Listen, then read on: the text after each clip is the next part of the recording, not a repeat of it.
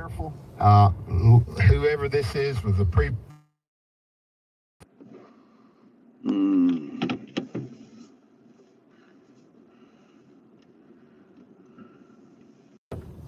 Don't give up.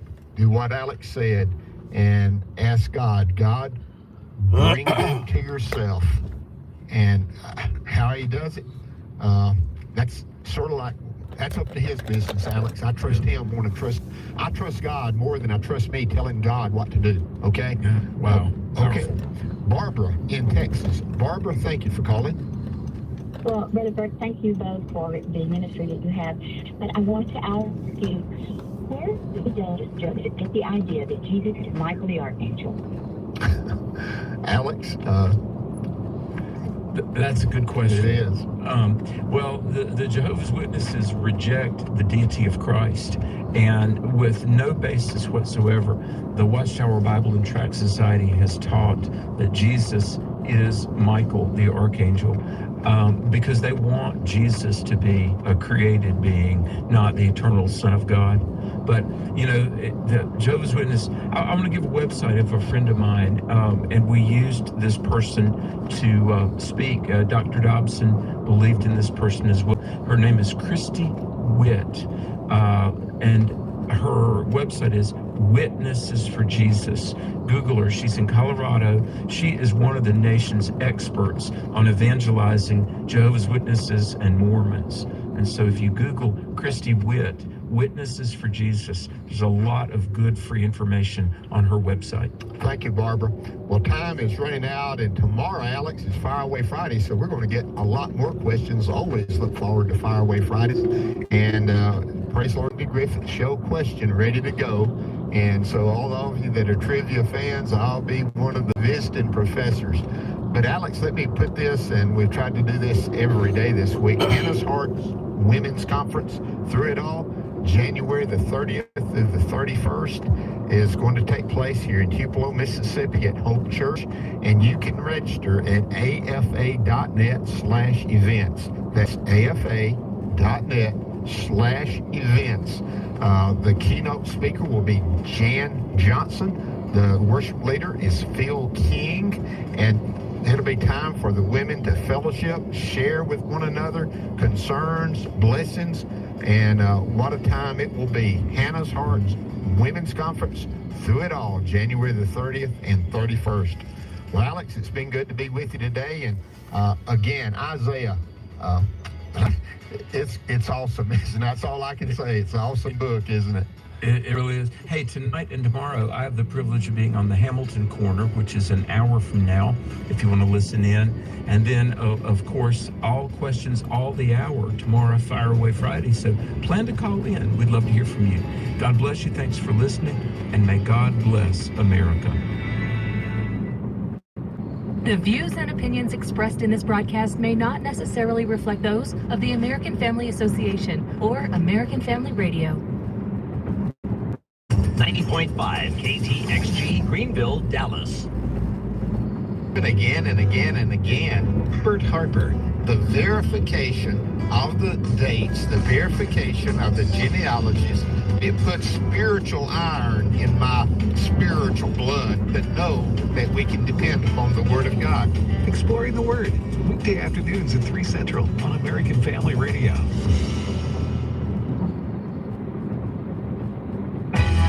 This is American Family Radio, a listener-supported ministry of the American Family Association.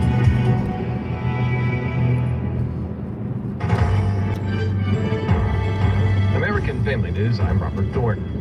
President Donald Trump met with the leading Venezuelan opposition leader today, but is not looking for new leadership in the country. Fox's Jared Halpern reports. President Trump's lunch with Venezuelan opposition leader Maria Corina Machado is not a signal his views on her leading the country are changing, White House Press Secretary Caroline Leavitt says. It was a realistic assessment based on what the president was reading and hearing from his advisors and national security team. And at this moment in time, his opinion on that matter has not changed. Before meeting with Machado, President Trump had a long phone call with acting Venezuelan President Delcy Rodriguez, who served as vice president under the ousted Nicolas Maduro. President Trump describes Rodriguez as a terrific person. At the White House, Jared Halpern, Fox News. This comes as acting President Delcy Rodriguez delivers her first State of the Union speech since the U.S. toppled her predecessor, Nicolas Maduro. White House Press Secretary Caroline Leavitt had a tense exchange with a reporter today over the issue of Renee Good, the woman who was shot and killed in Minnesota recently by an ICE agent. Why was Renee Good unfortunately and tragically killed? Oh, you're asking me my opinion? Because an ICE agent acted recklessly and killed the unjustified. Oh, okay. So you're a biased reporter with a left-wing opinion. What do you want me to do? Yeah, because you're a left-wing hack. You're not a reporter. You're posing in this room as a journalist. And it's so clear by the premise of your question. And you and the people in the media who have such biases but fake like you're a journalist, you shouldn't even be sitting in that seat. But you're pretending like you're a journalist, but you're a left-wing activist. And the question that you just raised and your answer proves your bias. She went on to ask the reporter if he had the statistics on how many Americans were killed at the hands of illegal aliens who ICE is trying to remove from the country. And it was another day of loud and expletive-filled protests in Minneapolis as people shouted insults directed at ICE. One sign read, "Spare your friends, kill yourself." Another protester said the ICE actions are all about white supremacy. One of the largest nonprofit health care plans in the U.S. agrees to settle a federal lawsuit alleging Medicare fraud. More from Fox's Carmen Roberts. Federal prosecutors say Kaiser Permanente affiliates will pay $556 million to settle a lawsuit alleging the healthcare giant committed Medicare fraud by pressuring doctors to record inaccurate diagnoses to boost reimbursements. The settlement comes more than 4 years after the Justice Department filed the case in San Francisco, consolidating 6 whistleblower complaints involving the Medicare Advantage Plan system, also known as Medicare Part C. Kaiser says the settlement includes no admission of wrongdoing and that it chose to settle to avoid the cost and uncertainty of a trial. Carmen Roberts, Fox News. More than half of Medicare beneficiaries are enrolled in Medicare Advantage plans. 2 Colorado hospitals have become the latest to comply with the Trump administration order to stop giving puberty blockers to minors. Here's a report from AFN Bob Kellogg. Children's Hospital Colorado and Denver Health are both complying with Trump's executive order to end gender-affirming care.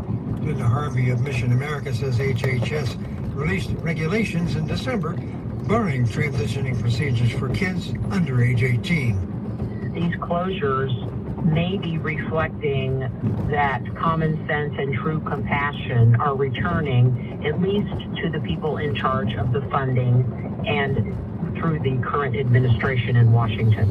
HHS Secretary Robert Kennedy Jr. states that these gender-affirming treatments are neither safe nor effective. And I think we're going to see more and more states passing laws that ban these procedures, and the courts are upholding those decisions and those laws. So I think the trend line is not looking good for those who want to continue to harm children in this way. In late December, 19 states and the District of Columbia sued HHS over its proposed regulations, according to Breitbart.com. That is all our time for now. Find more news at AFN.net. If we lose this cultural war, we're going to have a hedonistic, humanistic society. Discover the story of the culture warrior, Don Wildman, and how he went head-to-head with Hollywood, Playboy, the homosexual agenda, and the Disney empire. The movement Don started paved the way for Christians to boldly stand for truth and righteousness in a hostile culture. Watch Culture Warrior today for free. Visit culturewarrior.movie. From the heart of our nation's capital in Washington, D.C., bringing compelling interviews, insightful analysis, taking you beyond the headlines and sound bites into conversations with our nation's leaders and newsmakers, all from a biblical worldview. Washington Watch with Tony Perkins starts now.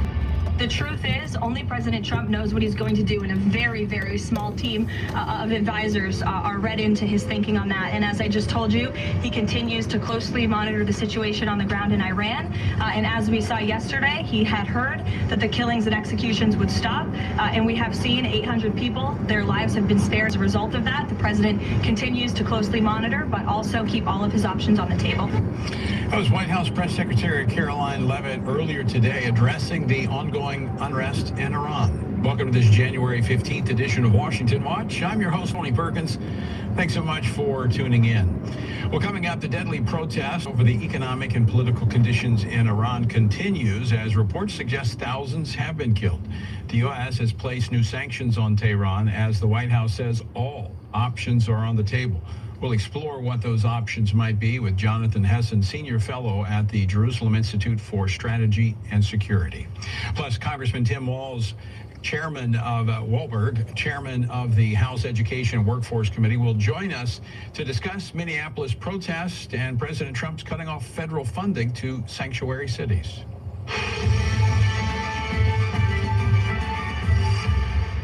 Well, the growing protest against the federal presence in Minneapolis has prompted President Trump to threaten to invoke the Insurrection Act and deploy the military. Minnesota Attorney General Keith Ellison said he would challenge any such move in court. Joining me now is Washington Stand reporter Casey Harper. Casey, can you give us more context on what led to President Trump's threats to deploy the military in Minneapolis? Sure, Tony. I mean, really, this all began with a several billion, some say $9 billion, some say $18 billion fraud investigation that was linked to the Somali migrant community largely, and actually was exposed in part because of Somali whistleblowers. This led President Trump to send in a surge of federal agents for deportations, which sparked mass protests in Minneapolis, and then that fateful and unfortunate run-in where Renee Good was fatally shot by an ICE officer after allegedly trying to run him over with their vehicle. That sparked major protests. And now President Trump says that Minnesota officials have essentially lost control of the city, and he warns he could even deploy troops under the Insurrection Act. Now, these protests further intensified after we had, unfortunately, another ICE shooting where a Venezuelan man allegedly attacked an ICE officer with a shovel and was shot, though he was not killed. So that, there's good news there. But it's, of course, already a powder keg situation. It's just getting worse as local, state, and city Democrats accuse ICE of racial profiling, excessive force, and violating residents' rights. Now, Minnesota has sued the federal government, and a judge is weighing whether to block ICE's involvement, but it really does feel like a powder keg in Minneapolis, Tony. All right, we'll explore that a little bit more later. Here in Washington, the Senate Committee on Commerce, Science, and Transportation, which is led by Senator Ted Cruz, they held a hearing this afternoon examining how excessive screen time, as on computers and phones, etc., and social media are affecting children's mental health and their learning. Now, as lawmakers weigh new limits on tech use by minors, Casey, give us some of the highlights that came out of today's hearing. Yeah, Tony, well, Mom always warned you not to sit too close to the television. I think she's been proven right. An iPad is no better. And there's a lot of research coming out on this, which the lawmakers pointed to, and the research links, heavy screen use to attention problems, poor learning outcomes, and even mental health issues. Here's what Senator Cruz said today at the hearing. In 2023, 1 out of 5 children had a mental or behavioral problem diagnosis. We've also seen significant increases in child and teen suicide rates.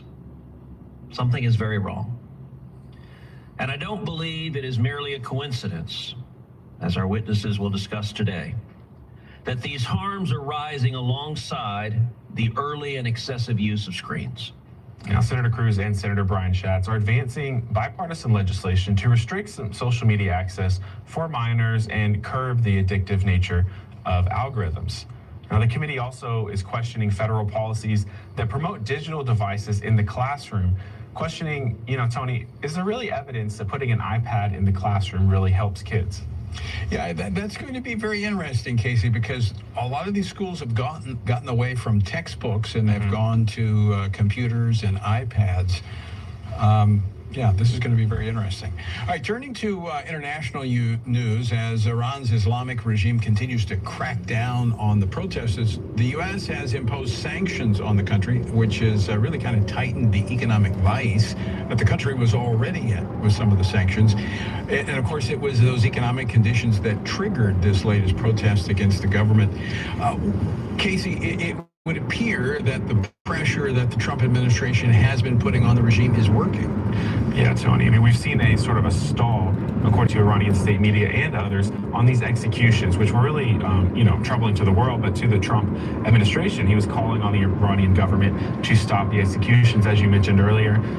Maybe over 2,000, around 2,500 people killed. It's hard to get reliable data out of Iran, especially when they're shutting down texting and the internet. But those are the numbers we have. But now we have evidence or reports that they have paused those killings. Now, Treasury Secretary Scott Bessent said that President Trump, he wants the violence to end, and he said the U.S. stands behind the Iranian people. Meanwhile, American ambassador to the UN today at the UN Security Council, he leveled some pretty targeted words at a regime. Here's what he said a few moments ago. This is a regime that rules through oppression, through violence, and through intimidation, and has destabilized the Middle East for decades. Well, enough is enough. We all have a responsibility to support the Iranian people and to put an end to the regime's neglect and oppression of the Iranian nation. Colleagues, let me be clear. President Trump is a man of action, not endless talk like we see at the United Nations. He has made it clear all options are on the table to stop the slaughter. So, Tony, we've seen some encouraging signs, but we're not out of the woods yet in Iran. All right, Casey, thanks so much. We'll talk with you a bit later. Thanks. All right, I want to go, let's go back to the situation in Minneapolis and the issue of federal funding for the